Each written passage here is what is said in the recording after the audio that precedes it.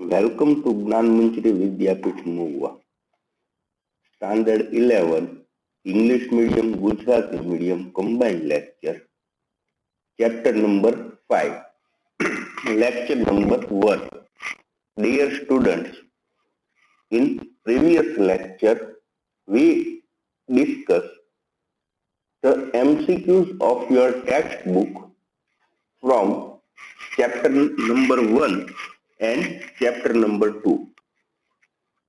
છેલ્લા લેક્ચર ની વાત કરીએ તો એમના અંદર આપણે એક્ઝામમાં પૂછાય એવા ટેક્સ્ચ્યુઅલ એમસીક્યુ એટલે કે ટેક્સ્ટ બુકના એમસીક્યુ હતા પ્રકરણ નંબર 1 અને પ્રકરણ નંબર 2 એના એમસીક્યુઝ આપણે જોયા હતા. એની પહેલાના લેક્ચરની વાત કરીએ તો એ લેક્ચરના અંદર આપણે ચેપ્ટર નંબર 4 એટલે કે પ્રકરણ નંબર 4 ડિસ્કસ કર્યું હતું. એમના અંદર આપણે લોકોએ લેયર વિશેનો પરિચય જોયો હતો એટલે કે introduction to layer and working with the layer. In chapter number 4 we discuss more than one object can combine in a one object by using the encapsulation. It means you can merge one or more than one layer in a single group. આપણે encapsulation નો ઉપયોગ કરી અને એક કરતા વધારે layer ને એક સાથે આપણે એક સમૂહમાં મૂકી શકીએ અને એમની સાથે જ આપણે એમનું ઓપરેશન પરફોર્મ કરી શકીએ. એના માટે આપણે સિન્ફિક સ્ટુડિયોના અંદર બે સર્કલ ક્રિએટ કર્યા હતા એટલે કે બે વર્તુળ લઈ અને બંને વર્તુળ એકબીજાની ઉપર નીચે આવે એ રીતે આપણે ગોઠવી અને પછી આપણે એને એન્કેપ્સ્યુલેટ કર્યા હતા અને બંને લેયરને મર્જ કર્યું હતું. પછી આપણે ગ્રેડિયન્ટ ટૂલનો ઉપયોગ કર્યો હતો એટલે કે આપણે ગ્રેડિયન્ટ લેયરને બી પર્ટિક્યુલર એક ઓબ્જેક્ટની અંદર જ તે ડિસ્પ્લે થાય એ રીતે આપણે આખી એક એક્સરસાઇઝ કરી હતી. પછી આપણે 3 વર્તુળ લીધા હતા અને એમાંથી 2 વર્તુળમાં ગ્રેડિયન્ટ ઇફેક્ટ આવે અને એકમાં ન આવે પછી આપણે એનું રિવર્સ એટલે કે એકમાં આવે ગ્રેડિયન્ટ ઇફેક્ટ અને બીજા બાકીના 2માં ન આવે એ રીતે આપણે એક કરતા વધારે લેયર સાથે કઈ રીતે કામ કરવું એ આપણે જોયું હતું. અને બીજું આપણે પાથવે એનિમેશન એટલે કે બી લાઈન ટૂલનો ઉપયોગ કરી અને એક આપણે આ રીતનું આમ સર્કલ બનાવ્યું હતું અને એના ઉપર એક ઓબ્જેક્ટ એટલે કે સર્કલ ઓબ્જેક્ટ એ લાઈનની ઉપર જ હાલે. તમે જેવા વળાંક લીધા હોય તો એ લાઈનની ઉપર જ તે આપણે મર્જ ટુ બી લાઈન ટૂલ વાળો કરી અને પછી આપણે એને આખું એનિમેશન પરફોર્મ કર્યું હતું. વચ્ચે દિવાળીનો આખો વેકેશન તમારું આ જે છે એ એક્ઝામ આ બધું ગયું છે એટલે આપણે એકવાર આ આખું રિવાઇઝ થઈ જાય અને આખું રિફ્રેશ થઈ જાય. સરકારશ્રીના નિયમ પ્રમાણે આપણે 23 તારીખે શાળાને સ્કૂલ રીઓપન કરવાની હતી અને આપણે ત્યાં એજ્યુકેશન એટલે કે આપણું જે સિલેબસ છે એ આપણે સામે તે ક્લાસરૂમના એન્વાયરમેન્ટમાં ભણવાનું હતું પણ કોરોનાએ ફરીથી માથું ઉચક્યું અને આપણે પાછા આ જ માધ્યમથી એટલે કે ઓનલાઈન એજ્યુકેશનના માધ્યમથી જ હવે આપણું ભણતર આપણું સ્ટડી જે છે એ અત્યારે હાલ પૂરતું આમ જ તે શરૂ રાખવું પડશે. હવે આપણે નેક્સ્ટ વાત કરીએ તો નેક્સ્ટ ચેપ્ટર જે છે પ્રકરણ નંબર 5 એમના અંદર સિન્ફિક સ્ટુડિયોનો ઉપયોગ કરી અને આપણે ઇમેજ એડ કરવાની એટલે કે ફોટોસ આપણા જે કાંઈ હોય એ ફોટો સાથે કઈ રીતે આપણે વર્ક કરવું એ આપણે આ ચેપ્ટરના અંદર આપણે જોવાનું છે. અને બીજું ખાસ કે આ ચેપ્ટરની અંદર ફોટોને કઈ રીતે તમે રિસાઇઝ કરી શકો એટલે કે એનું માપ નાના મોટું કરી શકો, કઈ રીતે એમને રોટેટ કરી શકો, ફેરવી શકો, આપણી જેવી રિક્વાયરમેન્ટ હોય એ મુજબનું કાર્ય આપણે એમાં કરીએ. અને બીજું કે એક ફોટામાં આપણે જે છે એ એનિમેશનમાં એક માસ્કિંગ ઇફેક્ટ શીખવાની છે.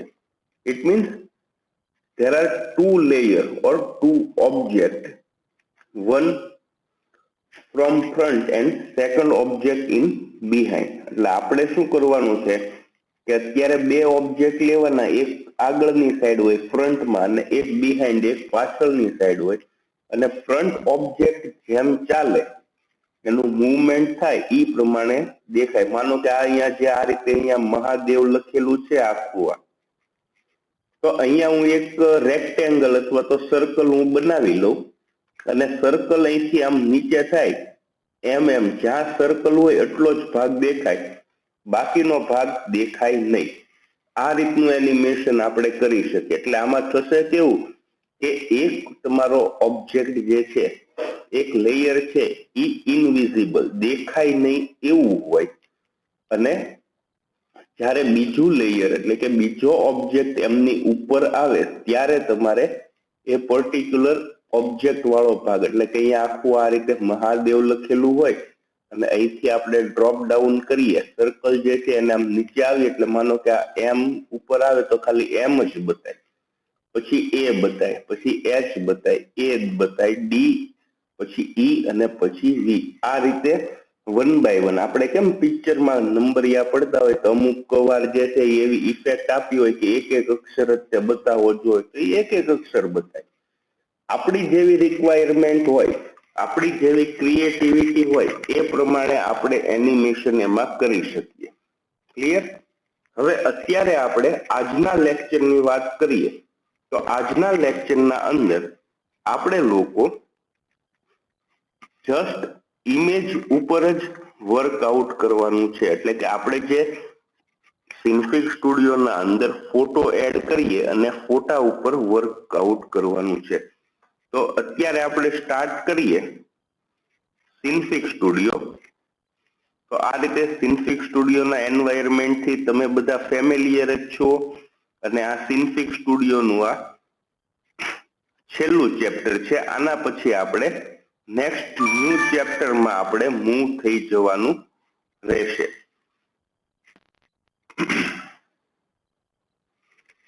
નેક્સ્ટ આપણે વાત કરીએ તો સિમ્પલ છે. સિન્ફિક સ્ટુડિયો આપણે આ રીતે ડિફાઇન કર્યું. અત્યાર સુધીમાં આપણે ઘણા બધા એનિમેશન પરફોર્મ કર્યા અને ઘણી બધી રીતે આપણે એને પરફોર્મ કર્યા. અત્યાર સુધી આપણે કોઈ દિવસ ઇમેજીસ નો યુઝ કરેલો નથી. એટલે કે આપણે કોઈ ફોટોગ્રાફ એનિમેશનમાં પ્લેસ કરેલો નથી. તો અત્યારે ફોટોગ્રાફ એડ કરવા માટે તમારે ફર્સ્ટ ઓફ ઓલ કેનવાસ જે છે આપણું આ કેનવાસ એરિયામાં રાઈટ ક્લિક કરી ફાઇલમાં જવાનું છે અને ફાઇલમાં જઈ અને ઇમ્પોર્ટ આ રીતે છે. તો આ એક એક માર્કના એમસીક્યુમાં પૂછાય છે how we can insert image in Synfig studio. તો ત્યાં તમારા ઓપ્શન હોય file, it means right click on canvas, select file and select import. આ રીતે ક્લિયર? જો આ કરશો એટલે આ એના આવી જશે. સેકન્ડ થિંગ જે છે એ છે તમારે કંટ્રોલ કી પ્લસ આઈ પ્રેસ કરવાનું છે. એટલે કે કંટ્રોલ પ્લસ આઈ ઈ એની શોર્ટકટ કી છે. અહીંથી હું કોઈ બી એક સપોઝ કોઈ એક જે તમારે ઇમેજ પ્લેસ કરવાની હોય એ એક ઇમેજ આપણે અહીંયા મૂકી દઈએ. ક્લિયર? તો જો આ ઇમેજ જે છે ઈ મોટી ઇમેજ છે. ઇટ મીન્સ કે તમારા કેનવાસમાં સફિશિયન્ટ થાય એટલી ઇમેજ નથી, એટલે તમારે અહીંથી કેનવાસની સાઈઝ ઘટાડી દેવાની. આ રીતે એને મિનિમાઇઝ કરી દો. બરોબર છે? એટલે જો તમને આ એમની એકચ્યુઅલ સાઈઝ છે. અને જ્યારે તમે when you insert any picture or image in Synfig Studio, it can be modified by using a green duck. અહીંયા તમે કોઈ પણ એક ઇમેજ ઇન્સર્ટ કરશો એટલે એમાં બે ગ્રીન ડક આવી જશે, અને આ ગ્રીન ડક જે છે એનાથી તમે એમની સાઇઝ ઇન્ક્રીઝ ઓર ડિક્રીઝ કરી શકો આ રીતે. ક્લિયર? અહીંથી ડાયરેક્ટલી હું આ રીતે ડ્રેગ કરી દઉં એટલે આ તમારી સાઇઝ જે છે એ આ રીતે કમ્પ્લીટ થઈ જાય. આ સિમ્પલ મેન્યુઅલ વે છે. સપોઝ મારે આવું કઈ નથી કરવું, આ રીતે આપણે એમની સાઇઝ એઝ ઇટ ઇઝ રહેવા દઈએ, તો આપણી પાસે બીજો ઓપ્શન કયો થાય? તો કે આપણે એને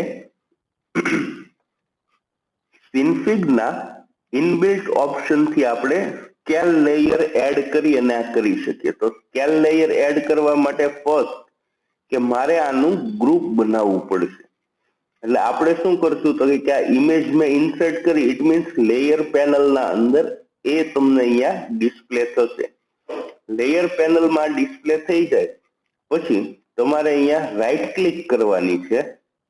right click, then select new layer, then choose transform and select the scale option. આ scale option આપણે સિલેક્ટ કરી લીધો. ક્લિયર? આ રીતે પરફોર્મ કરો તમે, સ્કેલિંગ કરશો એટલે જુઓ હજી ઇમેજ સિંગલ જ રહેશે આમનો, આમાં કોઈ ચેન્જ આવશે નહીં. તો એના પહેલા આપણે શું કરવું પડશે કે સ્કેલ લેયર આપણે એડ કરીએ એના પહેલા મારે અહીંયા રાઈટ ક્લિક કરી અને એન્કેપ્સ્યુલેટ કરવાનું. એટલે શું છે કે આપણી જે ઇમેજ છે એ ઇમેજના ગ્રુપ આપણે બનાવશું અને ગ્રુપ ક્રિએટ કર્યા પછી એના અંદર આપણે સ્કેલ ને રોટેશન ને એ બધી વસ્તુ આપણે પછી કરીએ. હવે અહીંયા આ ઇમેજ ઉપર ક્લિક કર્યું, રાઈટ ક્લિક, ન્યૂ લેયર, એમાં ટ્રાન્સફોર્મ અને ટ્રાન્સફોર્મ ના અંદર તમારે શું સિલેક્ટ કરવાનું છે? સ્કેલ. ક્લિયર? એટલે સુધી થઈ ગયું. હવે આ સ્કેલિંગ કમ્પ્લીટ કર્યો પછી તમારે આ ઇમેજને કેનવાસ અથવા તો એનો એસ્પેક્ટ રેશિયો જે હોય, રેશિયો રાખવાનો મિનિંગ શું થશે કે ઘણીવાર જુઓ તમે, આપણે અહીંયા ફોર એક્ઝામ્પલ હું આ રીતે કરી દઉં છું ડાયરેક્ટલી, આ કરી અને કોઈ એક ઇમેજ આપણે એ જ ઇમેજ રાખી દઈએ આ રીતે અને આને હું અહીંથી આ રીતે ડિફાઇન કરી દઉં.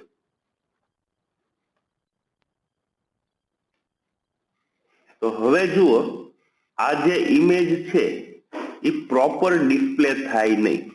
આ રીતે જુઓ, આ રીતે આપણે કરી દઈએ એટલે શું થયું તો કે આ જે છે ઇમેજ, એ ઇમેજ પ્રોપર ન લાગે. જો આ ઘાટઘૂટ વગરની બેડોળ ઇમેજ થઈ ગઈ.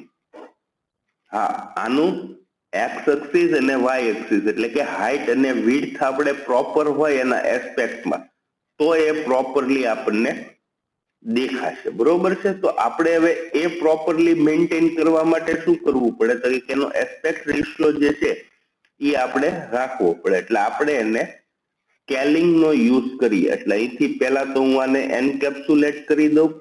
એન્કેપ્સ્યુલેટ કરી આ બ્લેક ટ્રાયેંગલ પર ક્લિક કરું એટલે નીચે દેખાડશે ઇમેજ. આ ઇમેજ આવે એટલે આપણે એને રાઈટ ક્લિક કરી ન્યૂ લેયર, ટ્રાન્સફોર્મ અને સ્કેલ આ રીતે આપણે એને ડિફાઇન કરીએ. હવે જો અહીંયા મેં સ્કેલ ડિફાઇન કર્યું એટલે એક ગ્રીન ડક આવી ગયું અને એનાથી કોઈ ફેર પડતો નથી અત્યારે. બરોબર છે? ઓકે. હવે નેક્સ્ટ અહીંયા તમારે આ જે સ્કેલ લેયર આપણે ઇન્સર્ટ કર્યું છે એની ડિફોલ્ટ વેલ્યુ જો અહીંયા એમાઉન્ટ જે છે એ એમાઉન્ટ એની 0 રાખેલી છે બાય ડિફોલ્ટ.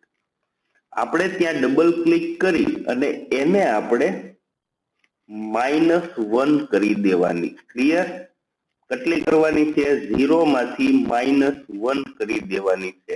એટલે હવે જુઓ -1 કરી એટલે શું થયું તો કે જે ઇમેજ મેં રાખી હતી આ ઇમેજની એક્સ અને વાય એક્સિસ નો એસ્પેક્ટ રેશિયો આ રીતનો બની ગયો. બરોબર છે? હવે એમાંથી તમારે ચેન્જ તમે કરી શકો આ રીતે. અગેન જો આ રીતે તમે એને એડજસ્ટમેન્ટ કરી દો.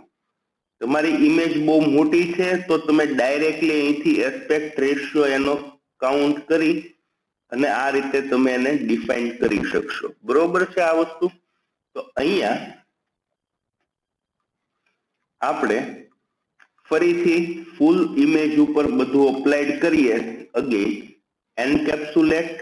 એન્કેપ્સુલેટ કરી અને અહીંયા રાખી ટ્રાન્સફોર્મમાં જઈ અને સ્કેલ થઈ ગઈ જાય પછી અહીંયા આપણે શું કરશું તો કે આ 0 જે છે પોઈન્ટ કરેલા એને આપણે -1 કરી દઈએ. એટલે હવે જો તમારી હાઈટ અને વિડ્થ જે છે એ સિમ્પલ આપણે જે રીતે મેન્શન કરવી હોય એ રીતે તમારે પ્રોપરલી રિઝોલ્યુશન સાથેના એસ્પેક્ટ રેશિયો રાખી અને આ વસ્તુ થઈ જશે. ક્લિયર એટલે સુધી? હવે સપોઝ મારી રિક્વાયરમેન્ટ એવી છે કે આપણે ઇમેજને રોટેટ કરવી છે. માનો કે આ સીધી ઇમેજ છે અને આપણે 90 ડિગ્રીએ રોટેટ કરી દેવી છે. તો એમની માટે શું કરવાનું થશે કે જે રીતે આપણે અહીંથી મેં સ્કેલ લેયર જે રીતે એડ કર્યું છે એમ ઇમેજ ઉપર right click on image in image layer, insert new layer, select transform and rotate. હવે જો રોટેટ કરશો એટલે અહીંયા તમારે મેઇનલી બે ducks, it means 2 ducks are available. One is green and one is blue. Clear? હવે આને રોટેટ કરવું છે, આ સિમ્પલ છે. હવે આને મારે રોટેટ કરવી હોય તો હું આ બ્લુ ડક ને મારે ફેરવવાનું. ક્લિયર? જો બ્લુ ડક ને જેટલું હું ફેરવીશ એ પ્રમાણે એ ઇમેજ તમારી રોટેટ થતી રહેશે. ક્લિયર? તો ઇમેજ ને સ્કેલ કરી એસ્પેક્ટ રેશિયો સાથે સ્કેલ કરતા પ્લસ આપણે ઇમેજીસ ને આપણે રોટેશન આપણી રિક્વાયરમેન્ટ જે હોય તમે એક આવું એનિમેશન બી ક્રિએટ કરી શકો. સપોઝ આપણે કોઈ ઇમેજ છે તો ઇમેજ આખી જે છે એ રાઉન્ડ આપણે જે એનિમેશન આવે છે ને સર્ક્યુલેટ રોટેટ થતી આવી અને ત્યાં ડિસ્પ્લે થાય. તો એ રીતનું આખું એક એનિમેશન આખું ક્રિએટ કરવું છે સપોઝ તમારે તો તમે આ રીતે એને ડિફાઇન કરી શકો. સપોઝ આ ઇમેજને આપણે એક્સ્ટ્રીમલી સ્મોલ કરી દેવાની અને પછી એને રોટેટ કરતા એનલાર્જ કરતી જવાની. ક્લિયર? આ એનિમેશન આપણે ક્રિએટ કરીએ એટલે આપણે ઇમેજ ઉપર કંટ્રોલિંગ અને ઇમેજ ઉપર એનિમેશન આપણે પરફોર્મ કરી દઈશું. આ ઇમેજને આપણે અત્યારે સ્મોલ કરી દીધી છે. હવે નેક્સ્ટ આપણે જોઈએ તો એનિમેશન સિમ્પલ એનિમેશન આપણે પરફોર્મ કરવું હોય તો સિમ્પલ એનિમેશન પરફોર્મ કરવા માટે first of all start the animation editing mode એટલે કે એનિમેશન એડિટિંગ મોડ ને આપણે ઓન કરી દઈએ. ઓન કર્યા પછી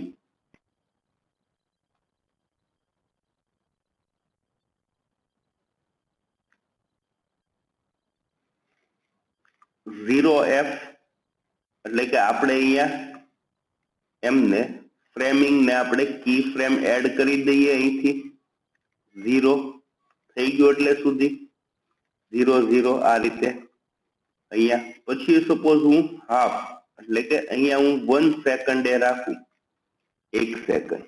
અહીંથી આપણે શું કરવાનું છે રોટેશન ઇમેજ નું રોટેશન એટલે આપણે આને આ રીતે રોટેટ કરી દઈએ. થઈ ગઈ ઇમેજ રોટેટ. નેક્સ્ટ એમનું સ્કેલિંગ વધારવાનું છે તો આ રીતે આપણે સ્કેલ એનું વધારી દઈએ આટલું કરી અને અહીંયા આપણે એડ કી ફ્રેમ કરી દઈએ. નેક્સ્ટ વન 2 સેકન્ડ થશે એટલે આપણે શું કરશું તો કે બટ ઓબ્વિયસ છે આનું સ્કેલિંગ થોડું વધારી દઈએ આ રીતે અને અહીંથી રોટેશન લેયર ને સિલેક્ટ કરી અને આપણે શું કરશું તો કે આને આ રીતે ડિફાઇન કરી દઈએ. થઈ ગયું એટલે સુધી. નેક્સ્ટ 3rd સેકન્ડ અહીંયા 2 સેકન્ડે આપણે જમ્પ ઇન્ક્લુડ કરી દેશું. નેક્સ્ટ 3rd સેકન્ડે આપણે અગેન આને આપણે ઝૂમ કરી દઈએ થોડું અને રોટેશન લેયર છે તો રોટેશન લેયરમાં આ રીતે આપણે ડિફાઇન કરી દઈએ અને અહીંથી આપણે એડ કી ફ્રેમ અહીંયા 4th સેકન્ડ 4th સેકન્ડ કરી અને અગેન આને આપણે ઝૂમ કરી દઈએ આ રીતે. નેક્સ્ટ રોટેશન લેયર જે છે એમને આપણે આ રીતે ડિફાઇન કરી દઈએ અહીંયા. થઈ ગયું. નેક્સ્ટ હવે આપણે આને પ્લે કરી અને ચેકિંગ કરી લઈએ કઈ રીતે આપણે થાય છે. ક્લિયર.